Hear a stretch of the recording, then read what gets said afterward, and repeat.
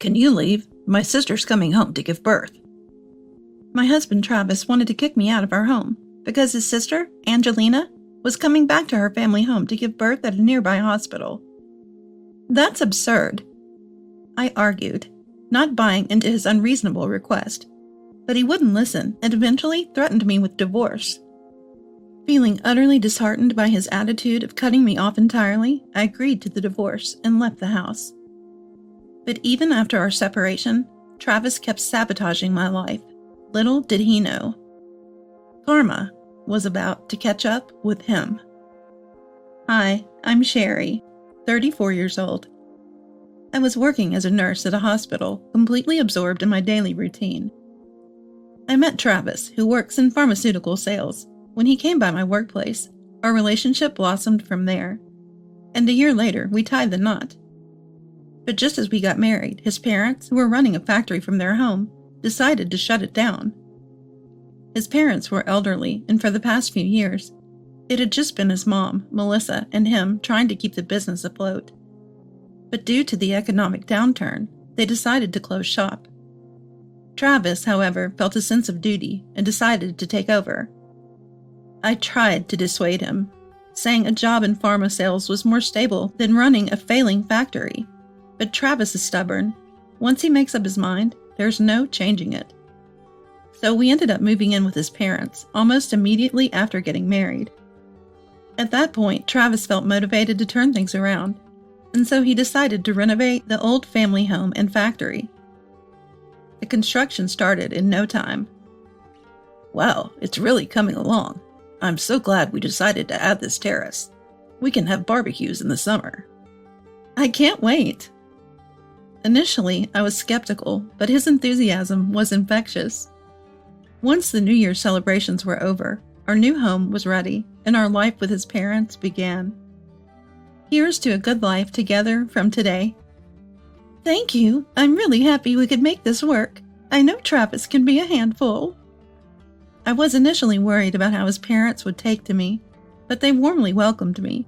They seemed happy to have a daughter-in-law who was willing to support their son as he struggled to keep the family business going. That night, while arranging pictures of our travels in our new bedroom, Travis walked in. Wow, Sherry, this space looks great, just like you said. I know, right? I'm glad we finally have a place to put up our photos. Thank you for sticking by me through all this. You're making me blush, thanking me like that. Don't worry, I'll make the factory successful and give you an easy life. Don't push yourself too hard, but I'm excited. I felt genuinely grateful for respecting my husband's ambition to build a brighter future. However, 2 months later, Melissa received a message from Angelina. It read, I want to go back home and give birth at a family hospital near our home. I'll be back the week after next. Upon hearing this, Travis was overjoyed, raising both arms. We have to vacate our bedroom for her. We don't have any spare rooms. What? I don't like that idea. Why not? It's for my pregnant sister. I can sleep in the study, so it's no problem. What about me? Well, you can sleep in the kitchen or the hallway, I guess. That's ridiculous. Let's clear out the corner room on the second floor for Angelina. That room is cramped and full of clutter. How about you sleep there instead? I've made up my mind, right, Mom? If Travis says so, let's do it that way. I object. I'm fine with Angelina coming, but I don't want to give up our bedroom. I was upset that my husband would dismiss my feelings to accommodate Angelina and that Melissa readily agreed with him. Stop being selfish. This is my house. Please, bear with it for a little while. I don't accept this. It's my house too. As I continued to object, Travis's face tightened, clearly getting irritated. Then he spoke words of surprise. What? You're my wife. You should understand. It's odd for you to claim this as your home when you're just my son's wife. What? A wife isn't family, you know? If you hate it so much, just leave. Why? Angelina left home when she got married, too. She's my sister. We share blood. Plus, her unborn child could be the heir to this house. Right now, I want to prioritize a potential heir. If you hate it that much, go back to your family home. I was taken aback, unable to come up with a quick retort. I felt disgusted that Travis was already considering the heir issue upon hearing Angelina's baby was a boy. And there was another concern on my mind. What about our child? You said you couldn't think about having kids until the business was stable, so any child will do? Enough! Enough! I'm fed up! If you can't obey me, let's get a divorce. Fine by me. Bring it on.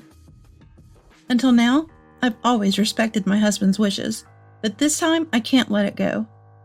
In a fit of anger, I agreed to the divorce. No regrets. I'm convinced I can't go on with this man. My husband, unable to contain his anger, stormed off somewhere. I seized the opportunity to pack my bags and leave. As I was about to go, my husband reappeared with the divorce papers in hand. Here's what you wanted. Now sign it, quick. That was fast. You're a lifesaver. As I grabbed the divorce papers and started writing without hesitation, my husband muttered something unpleasant in my ear. You're stupid for choosing divorce over this. I thought you were smarter. Don't come crying back to me. The stupid one might be you. What did you say? Just go. Vanish. Spewing venomous words, my husband retreated into his study. I finished the divorce papers, left the house, and submitted them immediately. I never thought I'd leave my husband like this, but I know I made the right choice. I resolved to move on. I went straight to a real estate agent and quickly signed a lease for a condo near work. I had a few days before moving in, so I stayed with a coworker. When I explained the situation, she offered her support, promising to be there if I needed her. A week later, I completed the move to my new condo and began my new life. But peace didn't come easy. About a month into living alone, I noticed I was being followed by a man named Travis. I ignored his unsettling presence until a coworker came up to me with alarming news. Your ex-husband was here earlier, spreading rumors that you cheated on him, and that's why he was dumped. What? Don't worry, no one's taking him seriously. We know you didn't do anything like that. I'm Team Sherry all the way. Thank you. He probably couldn't forgive me for finally standing up to him. He must be trying to make me regret my decision by harassing me. But I thought if I just endure this a little longer, he'll quit. I apologized to my colleagues for the disturbance and went about my days, pretending not to be rattled. A month later, just as I'd hoped, Travis stopped stalking me, and I thought I was finally in the clear. But I would soon find out how naive I had been. One day, after coming home from work, I checked my mailbox, only to find rotten fruit inside. I had a gut feeling that Travis, who had followed me and discovered where I live, was behind this. Day after day, I'd find dead insects or filthy objects in the mailbox. This was harassment, beyond tolerable levels. Just when I was considering reporting it to the police, it suddenly stopped. But the moment I let my guard down, something new appeared in my mailbox. This cycle continued. 3 months after I had moved out, Travis finally called me. Hey, it's me. Can we talk? Sure. I agreed to meet up at a cafe near my home. I wanted to confront him face to face. It had been a while since we saw each other, and Travis was noticeably uncomfortable. How have you been? How? I'm not doing great, thanks to you. You realize what you've been doing is criminal, right? Yeah, I get it. I'm sorry. So come back, will you? What are you talking about? I regretted kicking you out on impulse. Can we start over? There was no way I would agree to this. He'd been harassing me all this time, and now he was trying to lure me back? But deep down, I knew this was coming. You're calling because you're in a financial crunch, aren't you? It's pretty obvious. That's not it. I didn't want to divorce you. I realized I love you. Really? There's no one as kind as you. Suddenly, Travis grabbed my hand and pressed it to his cheek. I felt my skin crawl. and quickly pulled my hand away, then got to the point. Pretty convenient for you, huh? You're behind on the house payments, aren't you? It's not like that. I'm saying we should live together because I need you. Throughout our marriage, I supported you in every way, yet you did everything you could to sabotage my new life. Why should I forgive you so easily? I need you to pay the mortgage to afford living. Please come back. Travis pleaded, his hands clasped in desperation. But I had no intention of forgiving him for the harassment I had endured. Actually, the house we rebuilt was in Travis's name, but I was the one covering the mortgage payments. And to make matters worse, the family business wasn't stable because we had to close the factory temporarily for renovations. So basically, I was the financial pillar for Travis's family. Kicking me out, he should have known money would get tight. Now you're going to realize how much you've messed up. The only thing waiting for you is a world of pain. Then he showed his true colors. I'm apologizing here. What's your problem? Fine. I don't care about you anymore. You better remember this. I'll make sure you won't be able to work. I decided then and there, it's time for some serious payback. Fast forward a week later, I visited a lawyer to discuss alimony and the ongoing harassment I had been getting from Travis. Thankfully, I had video evidence of Travis caught in the act from our condo's security camera. I also got advice from the lawyer that I could claim emotional damages, so I had them send Travis the full legal documentation. Travis, now panicking, reached out to me, and we agreed to meet at the law office. I'll be filing for alimony and damages. You've got to reconsider this. Sorry, but I've already submitted all the evidence of your harassment to my lawyer. Come on, we were married, right? Can't we just sort this out? If you refuse, we'll go to court. I won't budge. My words shattered his arrogance, replacing it with a look of utter fear. I was wrong. I won't do it again. Please drop the alimony and damages. I beg you. Nope. See you in court. Or should I take this evidence to the police? What? Thought you could get away with stalking and dumping trash? You should be thankful I'm keeping this civil. Fine.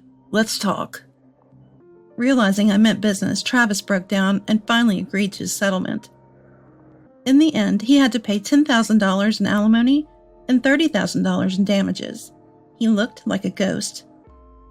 The reason I didn't go to the police was simple. His misery was just beginning. His family defaulted on the mortgage payments, ignored the warnings, and their new home was eventually auctioned off. They both lost their home and their business in one go. Who'd have thought? Travis and his parents had a massive fight. If only they had listened to me and shut down the factory, or even stood by me over the whole Angelina issue, none of this would have happened. Now Travis's family is scattered.